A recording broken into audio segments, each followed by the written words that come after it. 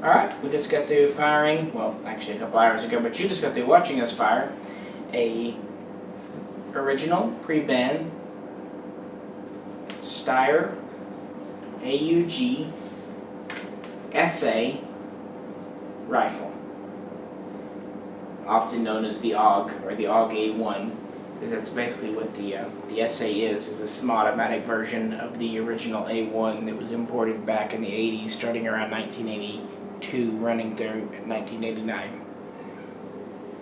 Now I have a little blog article on the AUG, and there's a lot of info out there you can find, but it's a very interesting gun. Even by today's standards, it's quite modern.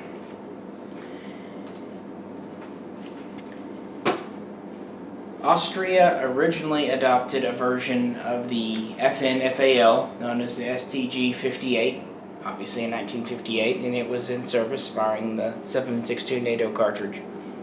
However, starting in the late 60s, they started to work on a bullpup rifle chambered for the new 223 cartridge, 5.56 NATO. Now, the first prototypes started to show up around 1974 with some early drawings and patents in 71, but 74 the prototypes started to show up, and by 1977 the gun was ready for field trials. In 1978 it was adopted by the Austrian Bundesheer as the STG-77, and it replaced the STG-58. Started to be fielded starting around 1979 and pretty much had replaced the 58 by the mid-80s. It is still in service today. Now the AUG or AUG is an interesting weapon. It's very modular. Even by today's standards, it's quite modern looking, but by the standards of the 70s, it really was very advanced. The standard version has a 20-inch medium profile barrel with this folding front grip for storage, and I've also seen soldiers using it as a rest, put on things, but yeah, it's there. The original A1s have this tulip-shaped flash hider with 3 slots, and the first ones like this one were open-eared.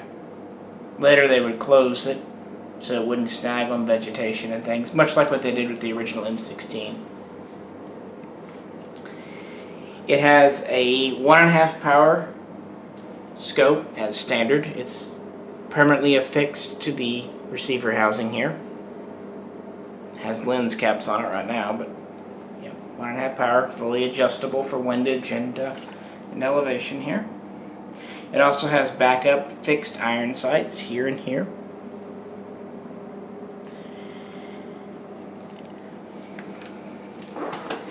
As you can see, the stock is one single piece made of polymer. It has a left side ejection port which is covered up, but if you put in the appropriate bolt you can eject from the left side or right, so that's nice. It has a cross bolt style safety. This is fire, push it over here to safe. It's kind of nice the way they did it. Your finger is in this large trigger guard, just reach up, there's the trigger. You can see it is large. The charging handle is square shaped on the A1 style, and this button here is a forward assist. So if you press the button, it locks to the rod on the carrier, and that way you can force it forward.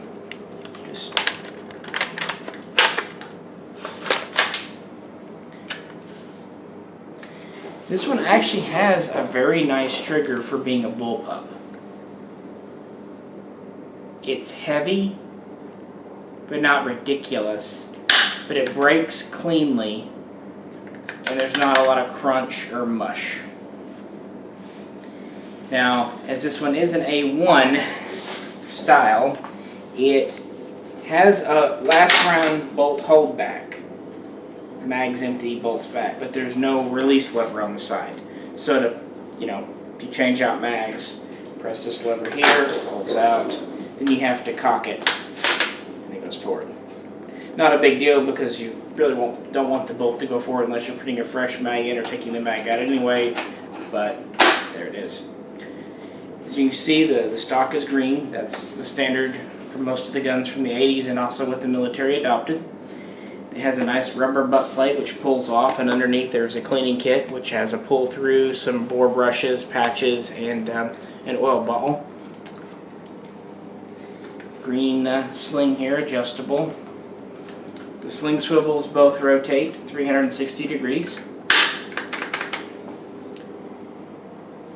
Again, for the 70s, this was a very advanced gun. This particular model is the SA semi-automatic variant, which was imported into the USA. There was also the AUG-P and the AUG-Z, which were semi-auto in Europe.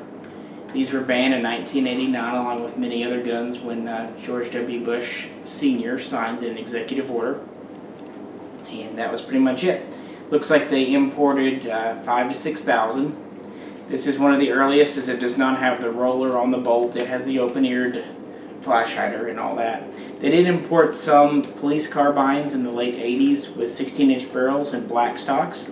They imported very few 9mm para type AUGs in the late 80s as well. And they did have a few what they called special receiver types that actually had a weaver rail, an early weaver rail, instead of the Opticon. But most of the ones that came in the 80s were this configuration. And as you saw in the video, this is very reliable. It's actually probably lighter than it looks on the camera. It has a real good balance, easy to shoulder. What I like about the AUG and the way it's done, unlike a lot of bullpups, it has a true shape of a stock in the back. You can grab it here, it's kind of bent, you can put your hand here.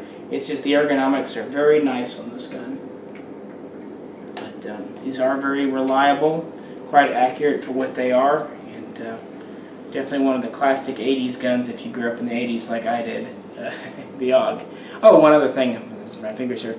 These do have an adjustable gas system. It has basically standard. You can rotate it with a bullet tip to go for a larger port, or you can rotate it to be completely closed to launch grenades. And behind this is a small gas piston, which taps the carrier, and then it has a rotating bolt in the back. It's very easy to field strip and swap parts out, including the barrel, but I don't want to do it right here, right now. Most of you have seen how the AUG comes apart, so you get that. Very nice gun, and we'll move on.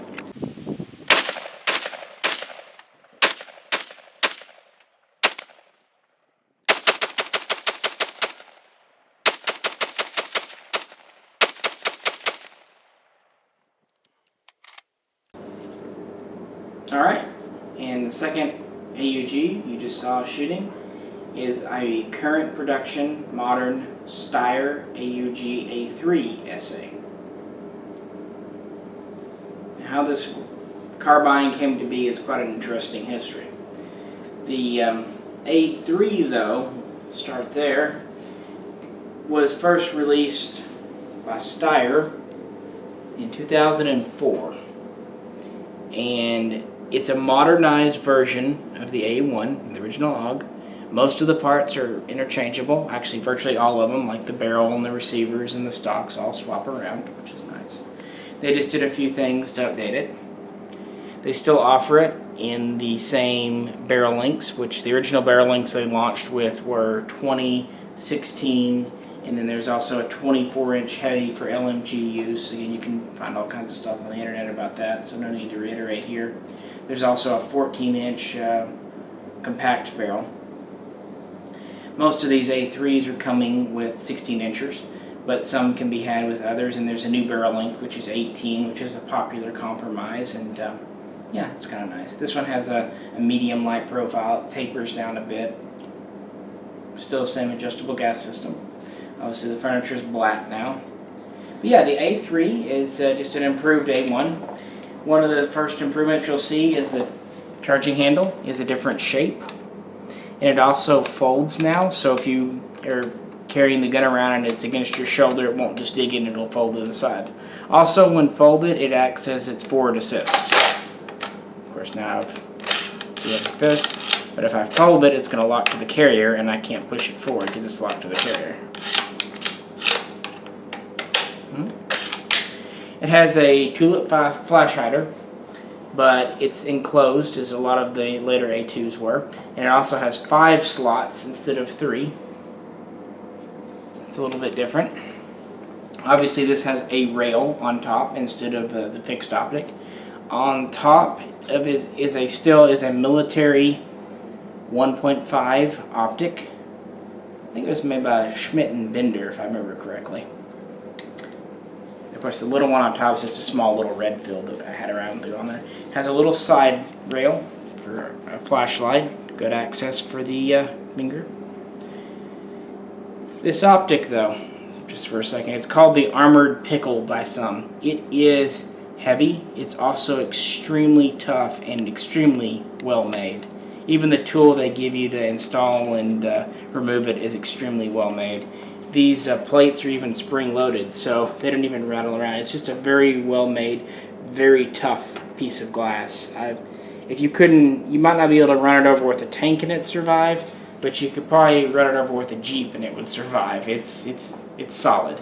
Unfortunately, it does add quite a bit of weight to the gun, but at least it's in the center where it doesn't get in the way. Other changes that they made are more internal. One external, though, is this bolt release. I showed you just a second ago the A1, you had to cock it back. This one you can actually just release it, as on most other guns. Internally, there's a roller added to the back of the carrier that helps it move smoother, makes the travel a little smoother. It's mostly there to help in fully automatic, but it does make the semi-auto a little bit smoother. Also, they went to an improved firing pin design, which is just, better, I suppose. A few other small changes like that. Still has a rubber butt plate with a cleaning kit inside. It's on the A1.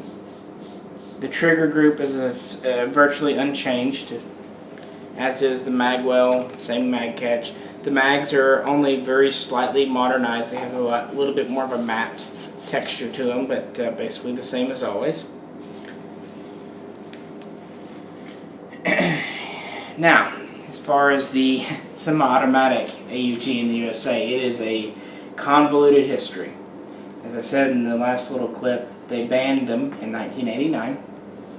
In 1997, Steyr exported the USR Universal Sport Rifle. It was an A2, but it was configured to meet both the demands of the 89 import ban and also the 1994 assault weapons ban. It had a 20-inch heavy target barrel. The quick change feature was deleted, so this nub was basically deleted from the USR. And it had a web here, which basically made it a thumbhole stock, at least in theory. They only imported about 3,000 of those before another executive order, this time signed by Bill Clinton, prohibited the importation of weapons capable of accepting high-capacity magazines. So that was it. Then in 2007, a few companies, including MSAR, started making AUG clones. Well, 2008 rolled around, Steyr partnered with Sabre Defense, or Sabre if you want to be British about it. And what happened was they were going to send over parts kits from Austria, and Sabre was going to assemble them using forgings and barrels made here in the USA. That lasted until 2010 with about 1,800 rifles made, but then Sabre got in trouble with the government for military things and basically was foreclosed on. So that was it. Well, in 2012, Steyr announced they were just going to start doing things themselves. They opened up an actual manufacturing facility here in the USA and took over from Sabre. Again, you can check out the blog article for all the intimate details, but long story short, this new version of the A3 SA has a cold hammer forged barrel made by FN using mandrels brought over from Austria. So they bring in the barrel blanks from Austria, and then FN finishes them out. And then the receiver is is made by Tavor for Steyr, and Steyr does final assembly. So the guns are actually just marked here, Steyr arms. They're Steyr guns, with Steyr doing all final assembly. All the other parts are Austrian made and serial matching. You can see on the bolt here, it's got a serial number and all that. That's all Austrian. They have all the features of the military guns. And so far, so good. This is late 2015. The AUG M1 just came out this year, and is very similar to this, except it has more of an A2 style where you can either take the rail off and put on an optic, either or, a little more versatility there. Has a few more options here and there, new colors, including flat dark earth and white. Around every November, Steyr makes a small number of white AUGs for the market. I suppose for folks up north, folks liking snow. I've also had some people say they're going to, what do they call that? They're going to camouflage it, and in kind of an urban pattern with black and white. Cryptek, that's what I'm looking for. They're going to Cryptek camo it, which I guess could be kind of cool. It would also make your gun look like a zebra. So there's that. But yeah, this is the A3. I am thrilled to death these are back on the market. This one here has been 100% reliable. It's been in the 9mm configuration for a while now. We decided to drop the 223 barrel back in it today and take it out. It shot great. It weighs a little more than the A1 because of the scope and the rails, but the flip side to that is it has less felt recoil. It has no recoil. It's just a beautifully shooting gun. Still has a nice trigger on it. A little bit stiff bolt there, but not bad. Nice crisp trigger. Feeds from standard AUG magazines. You can buy a stock which lets it take NATO mags for about $150 if you just have to shoot M16 mags, but honestly the Steyr mag is great. It's easy to load, lightweight, infinitely reliable, available up to 42 rounds, so yeah, just buy some Steyr mags. These guns are quite affordable. They're priced very competitively with the Tavor.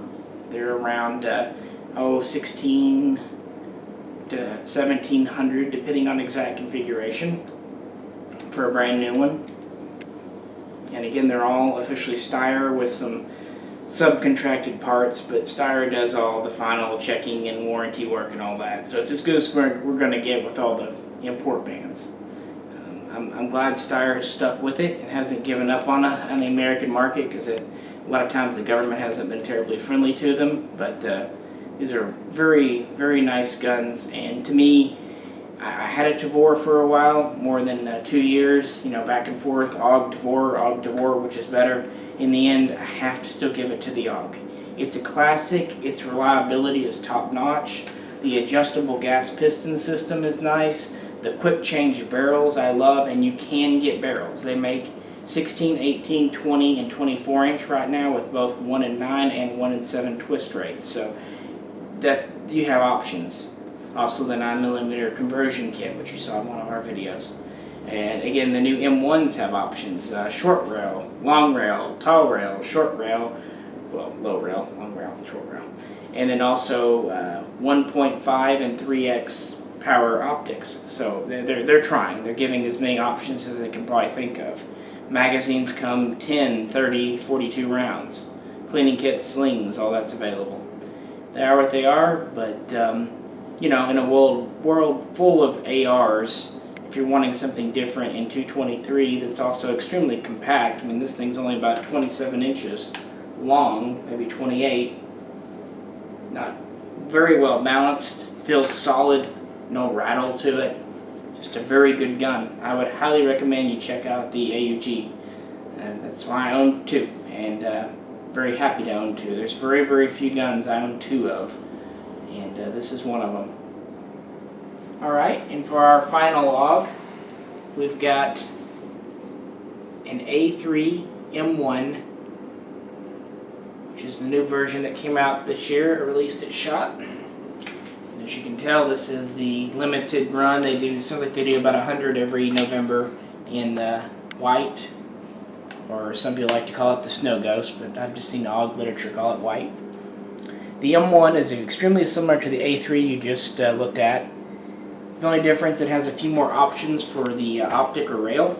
This one has the high and the long rail, which has 16 slots. They also make a short rail with 11 slots, which sits a little bit lower. They claim this higher rail is better for more modern optics. We're not sure about that, but that's what they say. Maybe for some. Just depends if you have a riser or not on your optic. It also has a QD swivel in the front, unlike the A3, so that's kind of nice to either get that out of your way, especially because it's a little bit in the way of the charging handle, or for taking it off for disassembly. Now, the reason it doesn't have a QD swivel in the back is because, just like on every other AUG, this pin pulls out for disassembly. So this is actually already QD. You just press in on the butt plate, and this whole thing just pulls out. As you see, just keep pulling and it comes out. So I guess that they couldn't really do it QD and keep the same disassembling method. But yeah, this is the new white AUG A3 M1, and it has this rail, and it also has options of either a 1.5 traditional optic or a 3-power magnified optic. So a few options there. So that would share the most recent AUG. Still has a 16-inch chrome-lined cold hammer forged barrel. As with the A3, these are profiled for Steyr by FN, using mandrels brought out of Austria, so they're still cold hammer forged, still quick to attach. The receivers are made by Tavor for Steyr, and they have the Steyr logo on them here with the aim point and all that, so it's still a Steyr receiver. All serial numbers do match. All the other parts, except for a few to be 922R compliant, are Austrian. So yeah, these are starting to hit the shelves now, the M1s, including the whites. They also do them in flat dark earth, green, and black. Barrel lengths right now are 16, 18, 20, and 24 inches. And as of right now, they're mostly doing them to take the AUG mags like this one. Once in a blue moon, you'll see a NATO mag one, but they're usually only ever in black, but they're pretty rare. Honestly, AUG mags have dropped a lot in price, and they're very good mags. Lightweight, clear as you can see, very easy to load. Just they're really good mags, so give them a try if you get a chance. Well, as always, thanks for tuning in. This is me, Chico.